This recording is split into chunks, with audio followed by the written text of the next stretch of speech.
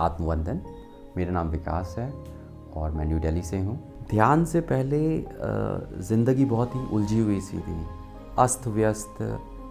हम क्यों कर रहे हैं, क्या कर रहे हैं, या हमको पता भी है पर लोग आके हमारे कामों को अव्यवस्थित करने में लगे हुए हैं, तो वो चीज़ें समझ में नहीं आती थी। फिर ध्यान में आया, ध्यान शुरू करा और कहीं ना कहीं चीज़ों को बारीकी से देखना शुरू करा। तो समझ में आया कि ये जो लोग हैं ये किस कारण से ये ऐसे हैं। तो अपने आप को फिर समझाना शुरू करा और अपनी चीज़ों को और मज़बूत करा, और मज़बूत हुआ तो फिर और मज़बूत मुश्किलें सामने आईं, और ऐसे करते करते और मज़बूत होता गया। और वो जो लोग जो परेशान करते थे वो कहीं ना कहीं अब ऐसा लगता है कि वो है ही नहीं, या वो परेशानियाँ तो हैं, वो मुझे परेशानियाँ नहीं लगती। मैं उन सब चीज़ों से उभर के एक दूसरी अवस्था में आ चुका हूँ, एक शांत अवस्था। एक ऐसा लगता है बस शांत समंदर है और वेव्स उसमें चल रही हैं और मैं बस जी रहा हूँ। और मुझे पता है मेरा पर्पस, मुझे पता है मेरा लक्ष्य, सब कुछ क्लियर है।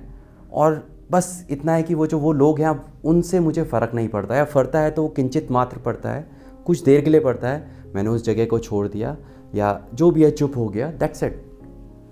ये चीज़ पहले नहीं थी। पहले विचलित होना, कई बारी हो सकता है उस परिस्थिति में शायद आंसू निकल जाने, या उस परिस्थिति के बाद कहीं ना कहीं अकेले में रोना, या पता नहीं ऐसा क्यों हो रहा है मेरी ज़िंदगी में, समझ में नहीं आना।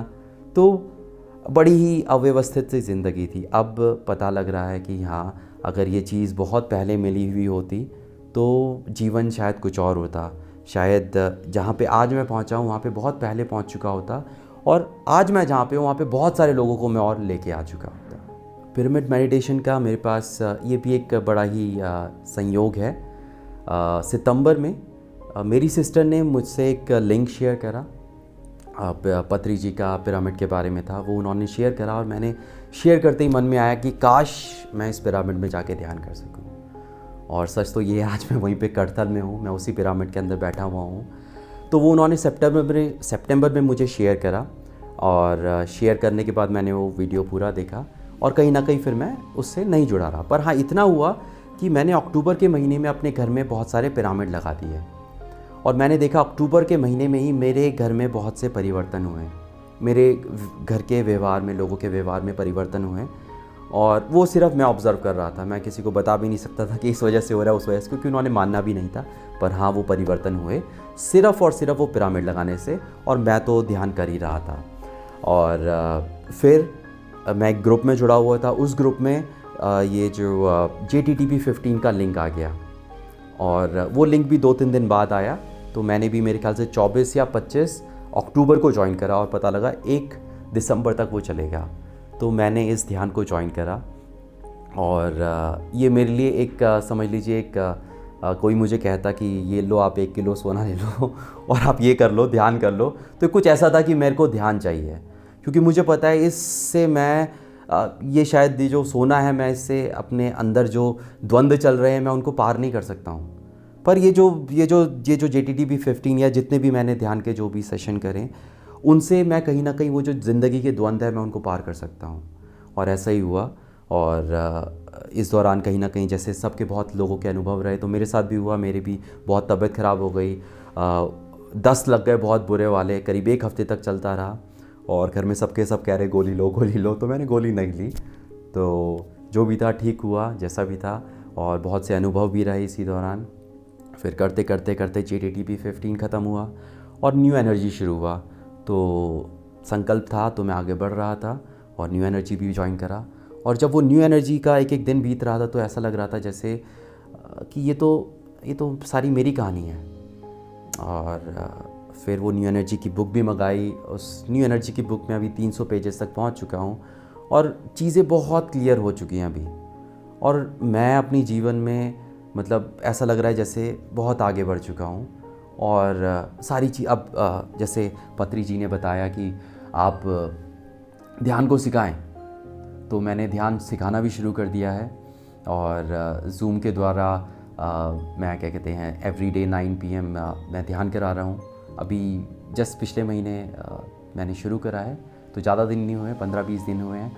और अभी मैं करतल में भी हूँ, तो यहाँ पे नेट का वो है, तो इसलिए वो जो सेशन है वो अभी कंटिन्यू, मतलब उसमें कम ही लोग आ पा रहे हैं क्योंकि मैं अभी ऑडियो कॉल कर रहा हूँ। पर येस, मैं यहाँ से भी कर रहा हूँ, मैं उस चीज़ को कंटिन्यू रख रहा हूँ।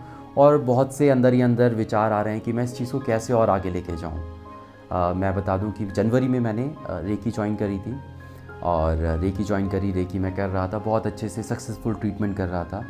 पर जब मैंने कहीं ना कहीं जब तक JDTP 15 में था मैं, तो अंदर ही अंदर एक द्वंद्वत्व वाली स्थिति में था मैं कि रेकी करनी चाहिए, रेकी करनी चाहिए। पर जैसे ही मैंने न्यू एनर्जी कोर्स करा, तो मुझे अंदर से एक कॉल आ गई कि रेकी नहीं करनी चाहिए।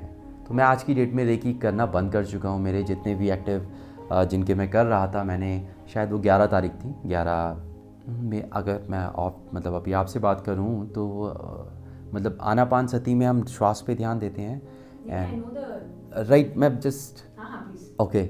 और विपश्यना में हम कहीं ना कहीं उस पर नेक्स्ट में शरीर में ऑब्जर्व को करते हैं। तो मतलब जहाँ तक मैंने देखा कि आनापानसती ध्यान में क्या होता है कि हम जब करते हैं ध्यान तो ये भागता है, पर वहीं पे अभी जो मैं मेडिटेशन करवा रहा हूँ, तो जैसे रेयांश डागा जी है, वो ब्रेथ वर्क करवाते हैं, तो उसमें से मैंने उनका 3 मिनट का ब्रेथ वर्क लिया। तो पहले 3 मिनट का ब्रेथ वर्क, फिर योग निद्रा, मतलब मैं एक एक शरीर के अंग को दिखाना, उनको शांत करवाना, तो एक तरीके से विपश्यना कह सकते हैं इसको। तो यहाँ तक करते करते शरीर एकदम शिथिल हो जाता है, माइंड शून्य पे आ जाता है, और फिर आनापानसती ध्यान करवाना, तो ये बड़ा ही ईजी हो जाता है। पर अगर हम सीधे आनापानसती ध्यान करते हैं तो वहाँ पे फिर वो एक तरीके से कह सकते हैं द्वंद्वत्व वाली स्थिति, क्योंकि पिछले जितने भी आपके वर्ष रहे हैं, आपने वही सोचना ही सीखा है दुनिया के बारे में, बहिर्मुखी, एकदम से आप अंतर्मुखी हो रहे हैं, तो उसमें फिर मतलब थोड़ा समय लगता है। पर अगर हम शरीर को पहले शांत करते हैं और फिर उस पर आ जाते हैं, तो फिर वो मस्तिष्क काम हो जाता है।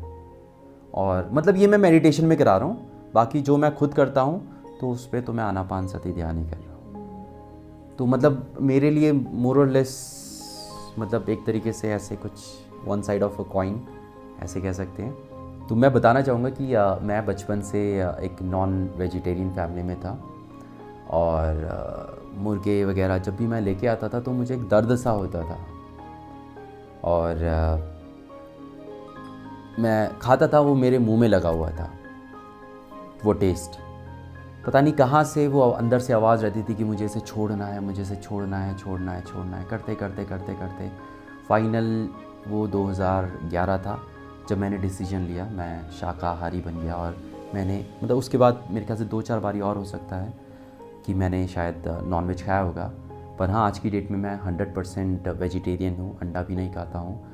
और मतलब शाकाहारी होना बहुत ज़रूरी है, ये मेरा मानना है। शाकाहार जगत जो है वो अपने आप में हमारे अंदर जो हो रही संवेदनाएं हैं उनके हमको और करीब लेके आता है। और अगर हम कहीं ना कहीं मांसाहारी रहते हैं, हम मांस का भक्षण करते हैं, तो हम अपने शरीर को कहीं ना कहीं कचरे का स्थान कह लीजिए, या गंदा स्थान, या शमशान भूमि, जो भी कह लीजिए, वो बना देते हैं। तो मैंने अपने शरीर की क्लिनजिंग करनी तब से शुरू कर दी जब से वो मैं शाकाहारी बन गया। और अब मैं आध्यात्मिक तौर पर अपने शरीर की क्लिनजिंग कर रहा हूँ, अपनी आत्मा को मैं अपनी परम आत्मा से, प्रज्ञात्मा से मैं जोड़ रहा हूँ आनापानसती ध्यान से।